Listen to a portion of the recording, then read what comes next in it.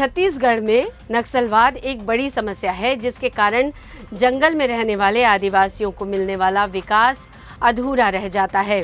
ऐसे में बीते कुछ सालों में छत्तीसगढ़ में नक्सलवाद और नक्सली घटनाओं में कमी देखने को मिली है।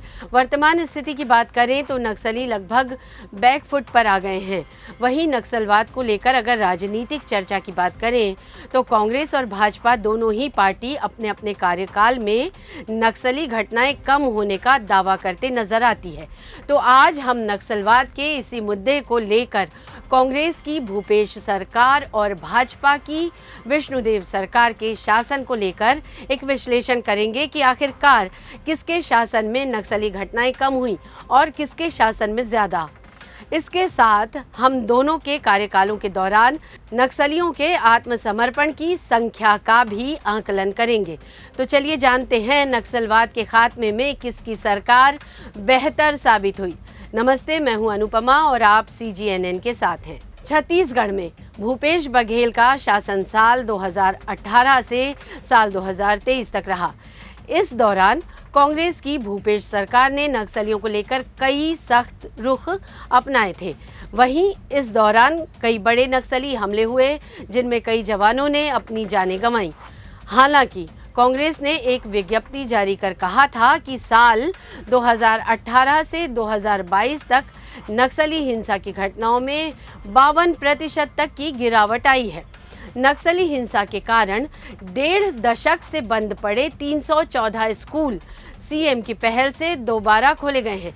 इसके अलावा इस अवधि के दौरान 589 गांवों और 5.74 लाख से अधिक लोगों को नक्सली हिंसा के चंगुल से मुक्त कराया गया।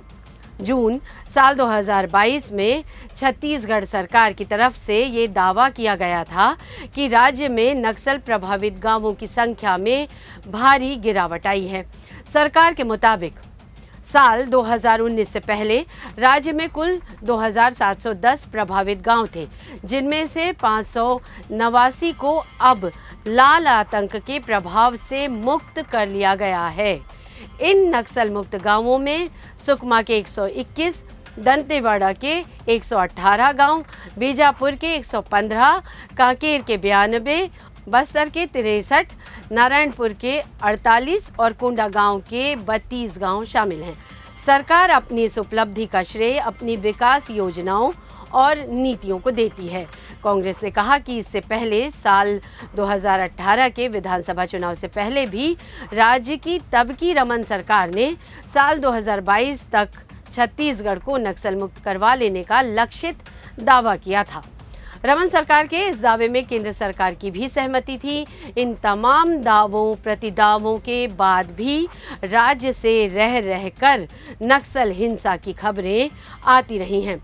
26 अप्रैल साल 2023 को नक्सली हमले में हुई 10 जवानों की शहादत के बाद सरकारों के इन दावों पर गंभीर प्रश्न खड़े होते हैं।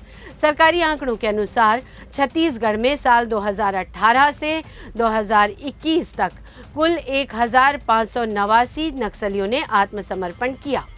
सरकार के मुताबिक साल 2018 से पहले लगभग हर साल सुरक्षा बल और नक्सलियों में लगभग 200 मुठभेड़ हुआ करते थे, जो साल 2021 में घटकर 81 और साल 2022 में 41 तक आ चुके हैं।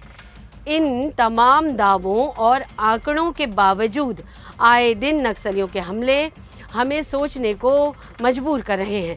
मार्च साल 2017 में सुकमा में 12 CRPF के जवान शहीद हुए। एक महीने के बाद अप्रैल में फिर से सुकमा में ही CRPF के 24 जवान शहीद हुए। मार्च साल 2020 में सुकमा में 17 जवान शहीद हो गए। अप्रैल साल 2021 में जवानों के बस पर हमले में 5 जवान शहीद हो गए। अप्रैल महीने में ही बीजापुर हमले में 22 जवान शहीद हो गए। इस तरह के हमलों में साल 2018 से अभी तक 1000 के आसपास सुरक्षा बल और आम नागरिकों को जान गंवानी पड़ी। वहीं विष्णुदेव साय ने 13 दिसंबर साल 2023 से छत्तीसगढ़ के मुख्यमंत्री का पदभार संभाला। उनके कार्यकाल को तकरीबन 1.5 साल हो चुके हैं। साय के कार्यकाल में फोर्स को नक्सलवाद के खिलाफ कई बड़ी सफलताएं हाथ लगीं, जिसमें सैकड़ों नक्सली मारे गए। वहीं कई बड़े नक्सलियों ने फोर्स के सामने सरेंडर कर दिया। अगर हम साय सरकार के कार्यकाल की बात करें तो उन्होंने हथियार छोड़ने वाले नक्सलियों के लिए कई तरह की लाभकारी योजनाएं लागू की हैं, जिसने प्रभावित होकर सैकड़ों नक्सलियों ने बड़ी संख्या में सरेंडर किया। आत्मसमर्पित इन सभी नक्सलियों को भाजपा सरकार द्वारा जारी किए गए सरकारी योजनाओं का लाभ दिया गया, जिसके कारण और भी नक्सली इस योजना से प्रोत्साहित होकर हथियार छोड़ने लगे। फिलहाल साय सरकार ने पुलिस और नक्सलियों की इस लड़ाई को एक निर्णायक लड़ाई बताया है। सीएम साय के कार्यकाल की बात करें तो इनके 1.5 साल के कार्यकाल में फोर्स को बड़ी सफलताएं मिली। कांकेर जिले में 16 अप्रैल को सुरक्षा बलों के साथ मुठभेड़ में 29 नक्सली मारे गए थे।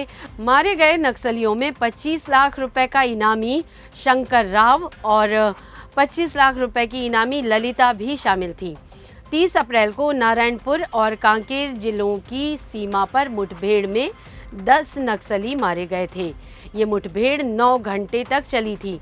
2 अप्रैल को बीजापुर के गंगालूर थाना क्षेत्र के कोरचोली और लेंड्रा के जंगल में हुई जबरदस्त मुठभेड़ में पुलिस ने 3 महिला नक्सली समेत 13 नक्सलियों को मार गिराया था।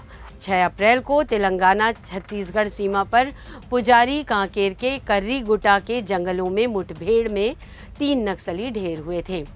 10 मई को बीजापुर जिले के गंगालूर थाना क्षेत्र के तहत पीड़िया गांव के जंगल में सुरक्षा बलों ने मुठभेड़ में 12 नक्सलियों को मार गिराया था। 23 मई को नारायणपुर के अबूझमाड़ के जंगलों में मुठभेड़ में 8 नक्सलियों को मार गिराया। बीजापुर जिले के पीड़िया के जंगल में 10 मई की सुबह 12 घंटे तक चली मुठभेड़ में 12 नक्सली मारे गए। 25 मई को सुकमा और बीजापुर जिले में पुलिस नक्सली मुठभेड़ में 3 नक्सली ढेर हुए थे। 8 जून अबूझमाड़ के आमदई एरिया में 6 नक्सली मारे गए। साथ ही 15 जून को नारायणपुर जिले के ओरछा में नक्सलियों के मुठभेड़ में 8 नक्सलियों को ढेर किया गया था। एक तरफ नक्सली मुठभेड़ में मारे जा रहे हैं तो वहीं माओवादियों के खेमे में भी फूट पड़ती नजर आ रही है।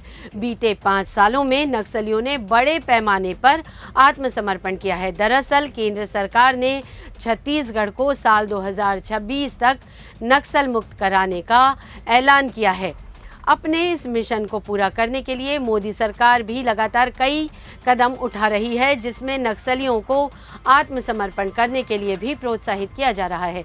सरकार हथियार छोड़कर मुख्यधारा से जुड़ने वाले नक्सलियों को सरकारी नौकरी, मकान, बच्चों को शिक्षा समेत कई सुविधाएं भी दे रही है। यूं तो पिछले 5 साल से नक्सलियों ने लगातार आत्मसमर्पण करना शुरू किया है, लेकिन मौजूदा साल में ही लगभग 600 के आसपास नक्सलियों ने हथियार छोड़ दिए हैं, जो अब तक की सबसे बड़ी सफलता मानी जा रही है। पिछले महीने केंद्रीय गृह मंत्री अमित शाह ने सीआरपीएफ स्थापना दिवस पर नक्सलगढ़ के रूप में कुख्यात छत्तीसगढ़ के बस्तर का दौरा किया था। देश के बड़े नेताओं का प्रभावित क्षेत्र में इस तरह का दौरा आम नागरिकों और सुरक्षा बल में सकारात्मकता का संचार करता है। केंद्र और राज्य सरकारें नक्सलियों की शक्ति क्षीण होने का लगातार दावा कर रही हैं। वहीं नक्सलियों के केंद्रीय पदाधिकारी भी शांति वार्ता के लिए बार बार सरकार को पत्र लिख रहे हैं। ऐसे में नक्सलियों के इस पर्चे से ये माना जा रहा है कि नक्सलवाद के खिलाफ ये लड़ाई अब निर्णायक स्तर पर है, जिसमें साय सरकार ने नक्सलियों को हथियार छोड़कर आत्मसमर्पण करने का आखिरी मौका दिया है। फिलहाल वर्तमान स्थिति में नक्सलियों के खिलाफ बड़ी कार्रवाई, नक्सलियों का बड़ी संख्या में समर्पण और शांति वार्ता को लेकर नक्सलियों का लगातार पर्चा जारी करना इस बात की ओर इशारा कर रहा है कि नक्सली फोर्स के डर से लगभग बैकफुट पर आ गए हैं और छत्तीसगढ़ में नक्सलवाद की ये आखिरी लड़ाई है। ऐसे में देखा जाए तो भाजपा की साय सरकार के 1.5 साल का कार्यकाल नक्सलियों को बैकफुट पर लाने में सफल साबित हुआ है। छत्तीसगढ़ में नक्सलवाद से जुड़ी ये खबर आपको कैसी लगी, हमें कमेंट करके ज़रूर बताइएगा और वीडियो को लाइक और शेयर भी कीजिएगा ताकि नक्सलवाद से जुड़ी तमाम खबरें हम आप तक जल्दी से जल्दी पहुंचा सकें।